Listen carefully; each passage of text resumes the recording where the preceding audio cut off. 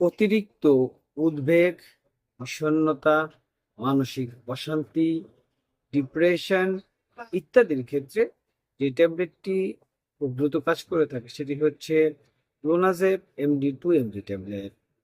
আসসালামু আলাইকুম, শামস মেডিসিন টিপসে আপনাদের সবাইকে স্বাগত। আবারও চলে আসলাম আপনাদের মাঝে নতুন একটি টপিকস নিয়ে। আজকে আমার টপিকস হচ্ছে ক্লোনাজেব MD2। এই ট্যাবলেটটি আমাদের অতিরিক্ত বিষণ্ণতা, ডিপ্রেশন, মানসিক অশান্তি, ঘুমের ব্যাঘাত ইত্যাদির ক্ষেত্রে খুব দ্রুত কাজ করে থাকে। সুতরাং টপিকটি শুরু করার পূর্বে আপনাদের কাছে আমার অনুরোধ বন্ধুরা, প্লিজ চ্যানেলটি সাবস্ক্রাইব করে বেল আইকনটি বাজিয়ে দিন, তাহলে পেয়ে যাবেন আবার নিত্য নতুন ভিডিও। এবং এই ভিডিওটি আপনার টাইমলাইন থেকে শেয়ার করে দিন। এর ফলে হয়তো আপনার উপকৃত হতে পারেন, অথবা আপনার প্রিয় মানুষজন যারা উপরে উল্লেখিত সমস্যা ভুগছে তাদের উপকারে আসতে পারে। এবং যারা অলরেডি আমার চ্যানেলটি দেশ এবং প্রবাস থেকে সাবস্ক্রাইব করেছেন, সুতরাং আবারও অনুরোধ করছি বন্ধুরা, চ্যানেলটি সাবস্ক্রাইব করে বেল আইকনটি বাজিয়ে দিন, তাহলে পেয়ে যাবেন আবার নিত্য নতুন ভিডিও। চলুন বন্ধুরা, আমরা চলে যাই আমাদের মেইন টপিকসে। ক্লোনাজিপাম MD2 হলো একটি সাধারণত ঔষধ যাতে রয়েছে 2 মিলিগ্রাম ক্লোনাজিপাম, যা বেনজোডিয়াজাপাইন শ্রেণীর একটি অন্তর্গত মেডিসিন। এটি সাধারণত উদ্বেগজনিত ব্যাধি, প্যানিক ডিসঅর্ডার, নির্দিষ্ট ধরনের খিঁচুনি চিকিৎসার জন্য প্রেসক্রাইব করা হয়। তাছাড়া এই ট্যাবলেটটি মুখে সেবন করতে হয়, কারণ যখন আপনি মুখে সেবন করবেন তখন এই ট্যাবলেটটি পানির সাথে সহজে গিলে যাবে। এ পর্যায়ে বন্ধুরা, আমরা যে বিষয়টি জানবো সেটি হচ্ছে এই ক্লোনাজিপাম MD2 ট্যাবলেটটি কিভাবে কাজ করে বা কি কাজ করে। ক্লোনাজিপাম গামা অ্যামিনোবেরিক অ্যাসিড এর কার্যকলাপ বাড়িয়ে দিতে কাজ করে। গাবা হলো মস্তিষ্কের একটি নিউরোট্রান্সমিটার যা অতিরিক্ত স্নায়ু কার্যকলাপ কমাতে সাহায্য করে। গাবা এর শান্তিদায়ক প্রভাব বাড়ানোর মাধ্যমে ক্লোনাজিপাম উদ্বেগ, প্যানিক অ্যাটাক এবং খিঁচুনি নিয়ন্ত্রণ করে। এটি শিথিলতা বাড়াতে এবং স্নায়বিক উত্তেজনা অনুভূতি কমাতেও সাহায্য করতে পারে। এরপর যে বন্ধুরা, আমরা যে বিষয়টি জানবো, এই যে ক্লোনাজিপাম MD2 MG ট্যাবলেটের কাজ, অর্থাৎ এই ট্যাবলেটটি কি কি কাজ করে থাকে, বেসিক্যালি কোন কোন কাজ করে।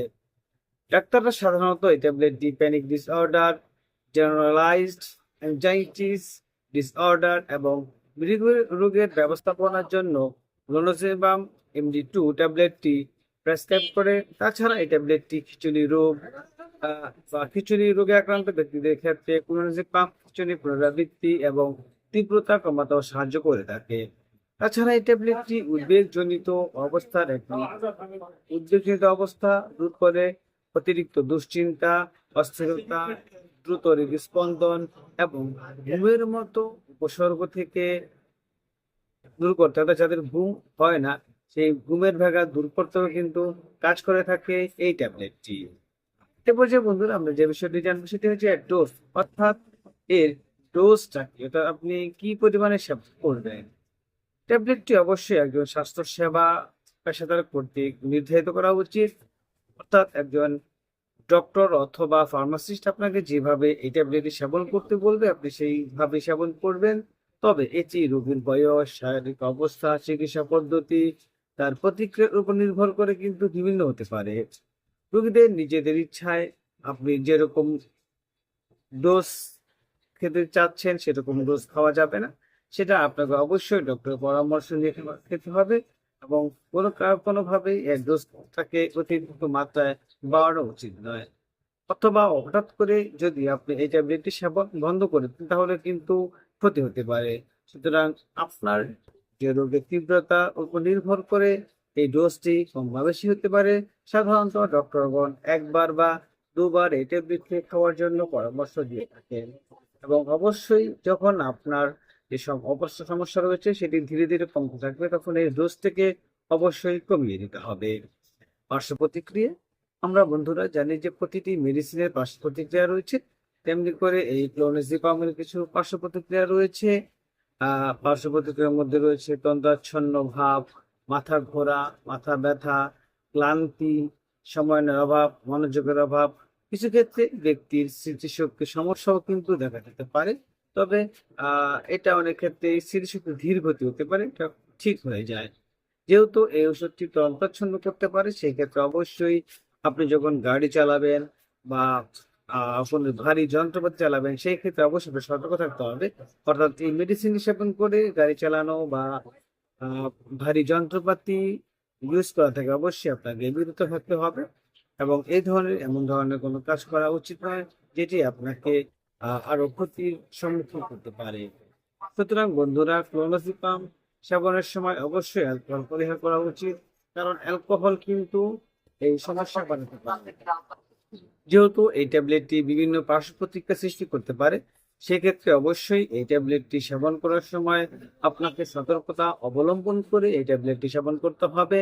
কারণ এটি যেহেতু আপনার বিভিন্ন ধরনের ঝুঁকির মধ্যে ফেলতে পারে, বিশেষ করে ভারী যন্ত্রপাতি চালানো বা গাড়ি চালানো, এই ধরনের কাজ থেকে অবশ্যই এই ট্যাবলেটটি খাওয়ার পরে আপনাকে বিরত থাকতে হবে, এবং অ্যালকোহলটাকে অবশ্যই পরিহার করতে হবে।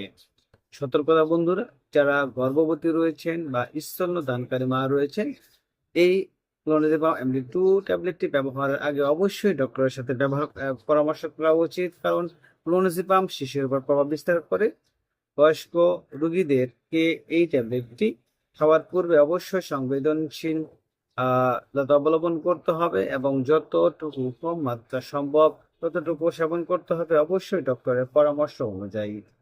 সুতরাং বন্ধুরা, আমরা বলতে পারি যে ক্লোনাজিপাম MD 2 একটি উদ্বেগজনিত ব্যাধি, প্যানিক ডিসঅর্ডার, ডিপ্রেশন এবং স্কিজোফ্রেনিক চিকিৎসার জন্য উপকারী একটি মেডিসিন। আপনি যদি চিকিৎসার তত্ত্বাবধানে দায়িত্বশীলতার সাথে এবং সতর্কতার সাথে এই ট্যাবলেটটি সেবন করেন, তাহলে অবশ্যই আপনি উপকৃত হবেন এবং আপনার উল্লেখযোগ্য উন্নতি করতে পারে। সুতরাং মেডিসিনটি সেবন করার পূর্বে অবশ্যই একজন অভিজ্ঞ ডক্টরের পরামর্শ নিন, অথবা আপনার পাশে যে স্বাস্থ্যসেবা কর্মী রয়েছে রেজিস্ট্রারকৃত, তার সাথে আলোচনা করে সেবন করুন। কোনোভাবেই ডক্টরের পরামর্শ ছাড়া কোনো মেডিসিন সেবন করবেন না, এবং কাউকে মেডিসিন সেবন করতে উৎসাহ প্রদান করবেন না। আমাদের এই চ্যানেলের মাধ্যমে শুধুমাত্র আমরা আপনাদেরকে আপনি কোন রোগের জন্য কোন মেডিসিনটি সেবন করাবেন সেই সম্পর্কে বলা হয়। সুতরাং যে কোনো মেডিসিন সেবন করার পূর্বে অবশ্যই একজন অভিজ্ঞ ডক্টরের পরামর্শ নিন। ভিডিওটি যদি আপনার কাছে ভালো লাগে এবং উপকারী মনে হয়, তাহলে অবশ্যই বন্ধুদের সাথে শেয়ার করে দিন। আবারও বলছি বন্ধুরা, প্লিজ চ্যানেলটি সাবস্ক্রাইব করে বেল আইকনটি বাজিয়ে দিন, তাহলে পেয়ে যাবেন আমার নিত্য নতুন ভিডিও, এবং এই ভিডিওটি আপনার টাইমলাইন থেকে শেয়ার করে দিন। এর ফলে হয়তো আপনি উপকৃত হতে পারেন, অথবা আপনার প্রিয় মানুষজন যারা উপরে উল্লেখিত সমস্যা ভুগছে তাদের উপকারে আসতে পারে। আজ এ পর্যন্তই, আগামীকাল আবার কথা হবে নতুন কোনো টপিকসে। সেই পর্যন্ত সবাই সুস্থ থাকুন, ভালো থাকুন। শামস মেডিসিন টিপস চ্যানেলটির সাথেই থাকুন। লাইক, কমেন্ট, শেয়ার করে আমাদেরকে পরবর্তী ভিডিও বানাতে উৎসাহ প্রদান করুন, কারণ আপনাদের উৎসাহই আমাদেরকে সামনের দিকে এগিয়ে নিয়ে যেতে সাহায্য করে। সবার সুস্থতা কামনায় আজ এ পর্যন্তই। খোদা হাফেজ।